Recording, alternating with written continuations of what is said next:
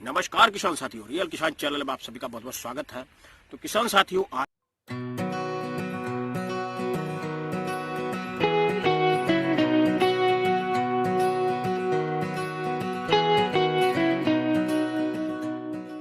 आज जिस टॉपिक पर बात करने वाले हैं वो टॉपिक है बैंगन के ऊपर। और बैंगन में जो टॉपिक है वो है कि बैंगन क्या है कि जो टाइट होता है और टेढ़ा मेढ़ा होने लगता है, इसके कारण क्या है। तो आइए जानते हैं आज इसके क्या कारण है और इसके क्या उपाय हैं। तो दोनों के बारे में विस्तारित चर्चा करेंगे। और अगर आप किसान साथियों हमारे चैनल पर नए आए हुए हैं कोई, तो चैनल को सब्सक्राइब करें और बेल आइकन के निशान को प्रेस कर जरूर दबा दें, ताकि आने वाली वीडियो की नोटिफिकेशन आप लोगों को समय पर मिल सके।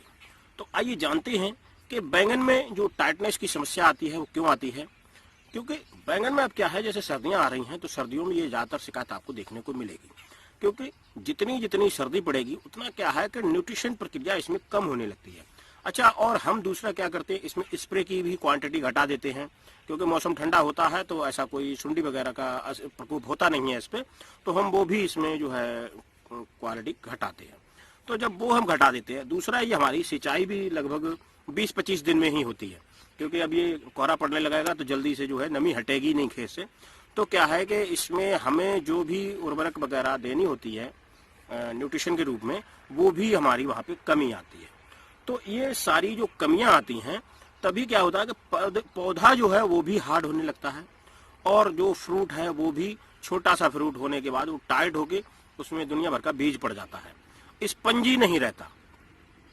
तो उसके लिए हमें क्या करना है, सबसे पहले तो हमें ये करना है कि जो हमारा जो है उर्वरक मैनेजमेंट है, हमें उसमें कोई कमी नहीं करनी चाहिए।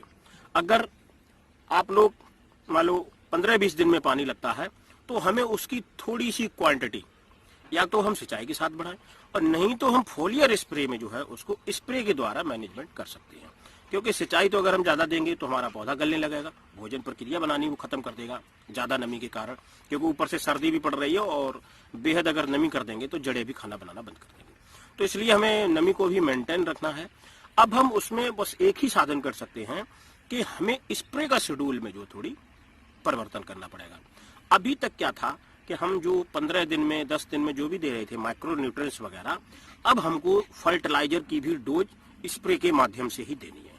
जो सोलोबलाइजिंग खाद होती है, जैसे कि 1261 है, 05234 है, तो इसके बारे में भी हम आपको बता रहे हैं कि इन खादों का भी हमें यूज जो स्प्रे के द्वारा करना है वो कब कब करना है। तो आप इस चीज को जो है नोट कर लीजिए कि इनको हमें कब कब यूज करना है। तो जैसे ही हम रोपाई करते हैं, तो रोपाई अगर हम गर्मियों में करते हैं तो हमारा जो उर्वरक मैनेजमेंट है वो सिंचाई के साथ पूरा हो जाता है।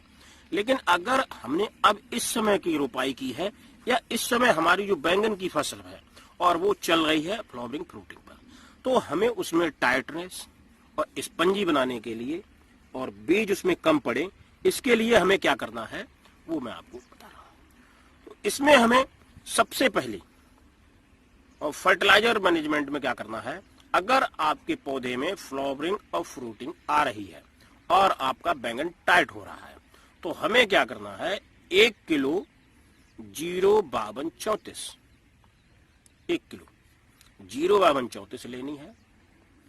और उसमें हमें चिलेटेड माइक्रोन्यूट्रिएंट, चिलेटेड माइक्रोन्यूट्रिएंट का मतलब है हमें चिलेटेड ही कैल्शियम चाहिए और चिलेटेड ही हमें बोरॉन चाहिए। अगर हम ऐसी नॉर्मल वाली ले लेते हैं तो क्या होता है कि उसमें इतनी जो है एक्टिविटी नहीं होती ज्यादा, क्योंकि उसमें अवेलेबल फॉर्म में एकदम बैक्टीरिया होता है, जैसे ही आपने डाला और वो अपना असर दिखाना शुरू कर देता है।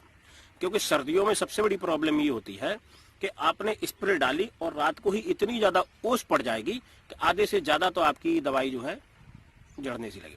तो इसीलिए हमें क्या करना है कि हमें स्प्रे देने में चिलेटेड का यूज करना है। तो हर 15 दिन में आपको 1 किलो 05234, इसको आप कंटिन्यू लें। 05234 को क्या करें, एक स्प्रे में आपको 05234 देनी है, और दूसरे स्प्रे में जब आप नेक्स्ट बार दोगे तो आपको बोरोन कैल्शियम तो देना ही है, उसके साथ में आपको मैग्नीशियम भी देना है। जब हम दूसरा स्प्रे करेंगे तो उसमें हमें क्या करना है, 05234 की जगह हमें 1261 ले लेना है।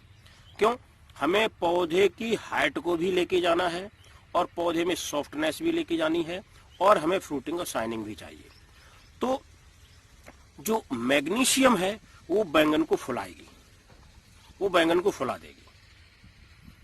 बोरॉन जो है वो एकदम से शाइनिंग लेके आएगी और बैंगन को फटने से बचाएगी। क्यों? जब मैग्नीशियम डालोगे तो वो प्रेशर से एकदम फूलेगा, और जैसे ही फूलेगा तो फिर उसकी अगर चमड़ी कमजोर रहेगी तो उसके फटने के चांसेस ज्यादा हो जाते हैं। तो इसीलिए बोरॉन जो है उसको प्रोटेक्ट करेगा, उसको फटने नहीं देगा, टेढ़ा मेढ़ा नहीं होने देगा। अब रही स्पंजी की बात, और उसमें बीज न पड़े, तो उसके लिए होता है कैल्शियम।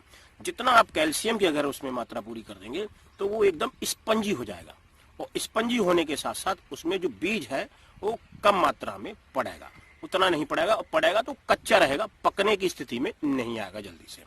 तो ये आपको मैनेजमेंट हर बार, जैसे मैंने आपको बताया है कि पहली बार जो आपको देना है वो 05234 कैल्शियम और बोरोन का देना है। जब आप दूसरी बार उसको हर 15 दिन बाद जब दूसरी बार आप इसको शेड्यूल को चेंज करेंगे तो उसमें आपको जो है मैग्नीशियम को ऐड कर लेना है, और 05234 की जगह 1261 आपको डालना है। तो इससे क्या होता है कि हमारा जो फर्टिलाइजर मैनेजमेंट है वो भी पूरा हो जाता है, और हमारा जो न्यूट्रिशन का मैनेजमेंट है वो भी पूरा हो जाता है। इससे हमारे बैंगन में क्या है कि सर्दियों में भी एकदम जबरदस्त कलर शाइनिंग, क्योंकि सर्दियों में क्या होता है आगे चल के जब ये पाला पड़ने वाला है तो पाला पड़ने से जो बैंगन है उसकी कुछ शाइनिंग डाउन होने लगती है, कुछ सुकड़ा सुकड़ा सा रहता है, एकदम खुल के शाइनिंग नहीं आएगी।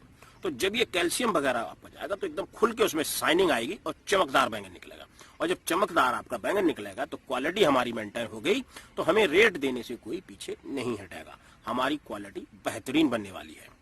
तो किसान साथियों, ये जो पूरा शेड्यूल था, अभी मैंने आपको जो पीछे वीडियो दिया था तो मैंने कहा था आपसे कि जो फटने की शिकायत है बैंगन की, और टेढ़ा मेढ़ा होने लगता है, टाइट होने लगता है, तो इन सब के समाधान के लिए ये आपको करना है। 15-20 दिन में कोई ऐसा, आपको ध्यान रखना है चिलेटेड में ही लेना है। किसी भी कंपनी का, एरिज कंपनी का मिल जाता है, ट्रॉपिकल का मिल जाता है, ऐसी बहुत सारी कंपनियां हैं जो चिलेटेड में बनाती हैं। आपको वो लेना है, बाजार वाला ये लोकल का अचरा कचरा आपको नहीं डालना है, क्योंकि ज्यादातर वो है कचरा ही आ रहा है माइक्रो न्यूट्रिएंट्स के नाम पर। क्या है कंपनियों को कुछ नहीं, अब तो सब बायो के सरदार हो गए हैं।